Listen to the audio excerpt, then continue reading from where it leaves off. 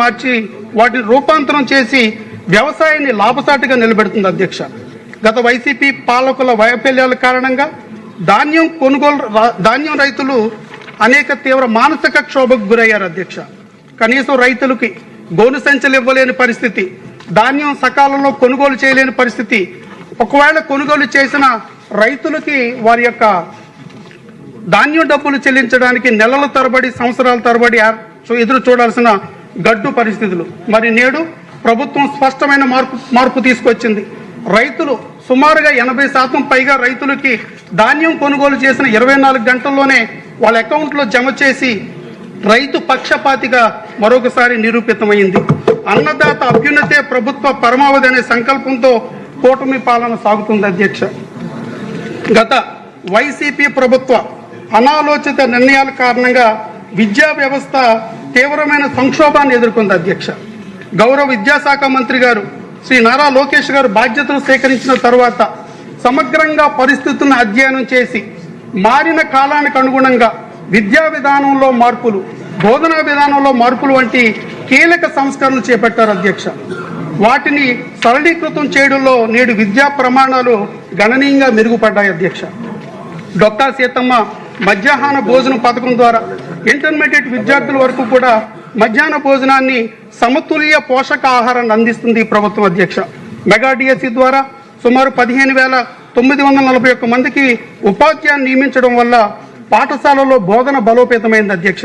అలాగే తల్లికి వందనం పథకం ద్వారా కుటుంబంలో ప్రతి బిడ్డ సంవత్సరానికి 15,000 రూపాయలు ఎంతమంది పిల్లలుంటే అంతమందికి అందించడం వల్ల పిల్లల చదువు తల్లిదండ్రులకు భారం కాకుండా భవిష్యత్తుకు ఆస్తిగా మారుతుంది అధ్యక్ష. వ్యక్తిత్వ నిర్మాణం అమ్మఒడిలో ఆరంభమైతే సమాజ నిర్మాణం ప్రభుత్వ బడిలో సాకారం అవుతుందన్న దృక్పథంతో శ్రీ నారా లోకేష్ గారు చేపట్టిన విద్యా సంస్కరణల ఫలితంగా రేపటి నూతన సమర్థవంతమైన తరాన్ని మనం చూడబోతున్నాం అధ్యక్ష. అదేవిధంగా గత ప్రభుత్వ పాలకుల వ్యవస్థల విధ్వంసం వల్ల మన రాష్ట్రం నుంచి తరలిపోయిన కంపెనీలు అనేకం. ఈ 20 నెలల్లో గౌరవ ముఖ్యమంత్రి గారు, గౌరవ విద్యాశాఖ మంత్రి గారు నారా లోకేష్ గారు కృషి ఫలితం, వారి యొక్క కఠోర శ్రమ, దూరదృష్టి, పారదర్శక పాలన ఫలితంగా మళ్లీ పరిశ్రమలు ఆంధ్రప్రదేశ్ వైపు చూస్తున్నాయి అధ్యక్ష.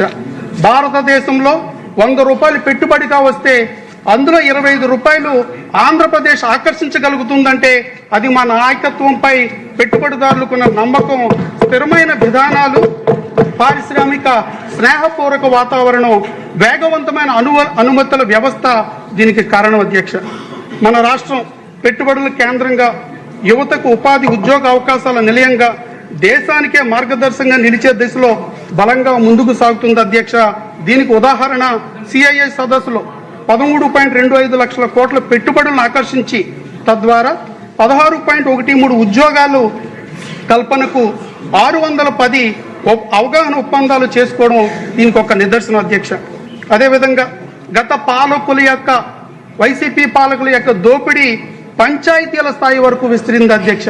దీని ఫలితంగా గ్రామీణ వ్యవస్థలు పూర్తిగా నిర్వీర్యం చేసేశారు.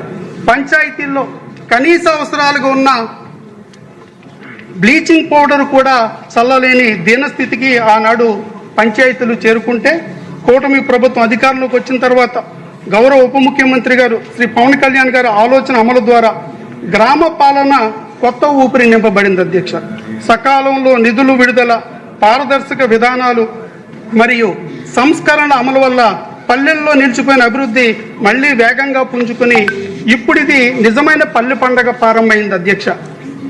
గ్రామీణ మౌలిక వసతుల సదుపాయం బలోపేతం చేస్తూ పరిశ్రమలు మరియు పరిశుభ్రత మరియు నీటి సదుపాయాలు, రహదారులు వంటి అంశాల్లో స్పష్టమైన మార్పు కనిపిస్తుంది అధ్యక్ష. పల్లెల అభివృద్ధి ద్వారానే రాష్ట్ర ప్రగతి సాధ్యమని మన ప్రభుత్వం కార్యాచరణలో చూపిస్తుంది అధ్యక్ష. ఆనాటి వైసీపీ పాలనలో వ్యవస్థలపై ప్రజలు విశ్వాసాన్ని నెమ్మదిగా కోల్పోవడం జరిగింది అధ్యక్ష. ముఖ్యంగా ఆనాటి వైసీపీ పాలన వల్ల మరీ ముఖ్యంగా మహిళలు, వారి యొక్క మాన ప్రాణాలకు రక్షణ లేదనే భావన ఆ రోజున బలంగా ఉంది అధ్యక్ష. మహిళల భద్రతపై తీవ్ర ఆందోళన వ్యక్తమవుతూ వారు స్వేచ్ఛగా బయటకు రావాలన్నా కానీ భయపడే పరిస్థితులు ఆనాడు ఉన్నాయి అధ్యక్ష. 2021 ఆగస్టు 15 స్వతంత్ర దినోత్సవం రోజున పట్టపగలు నడి రోడ్డు మీద గుంటూరులో రమ్య అనే యువతి అత్యంత కిరాతక